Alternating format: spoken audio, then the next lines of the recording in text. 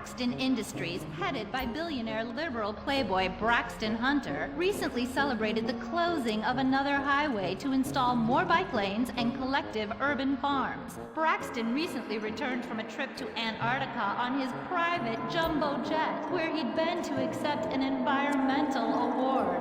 Some critics say that Hunter is also the caped superhero Impotent Rage because they look exactly alike and have the same voice, and Impotent Rage tends to show up right after Mr. Hunter quietly sneaks out. He has emphatically denied they are the same person.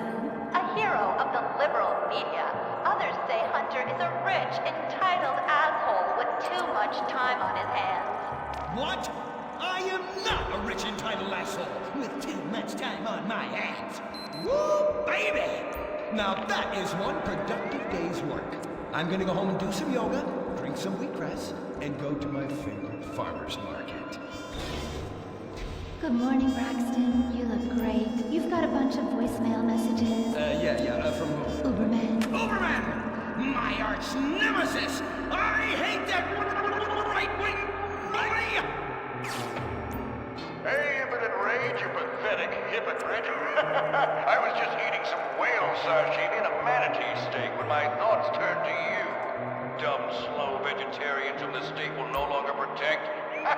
See you around, schmucko. Oh, do I hate that man? Do I despise him? Braxton, there. I know a way to calm you down. Something wet and relaxing that you'll really like. Oh, a flaxseed smoothie. You've got a great idea, baby. Braxton, I need to tell you something. I'm in love with you. I want you to take me, rip my clothes off, and thrust yourself inside me. Sometimes I feel like you don't even notice I'm here. I'm sorry, what did you say? Oh, it's okay, it's okay. I get emotional about this stuff too, Violet. The environment, marriage rights, hemp clothing, recycling, placenta cakes. You know, I became a liberal at a very young age. My parents were... Violet, we're about to start the flashback sequence, so please, wiggle back and forth for me now. Okay.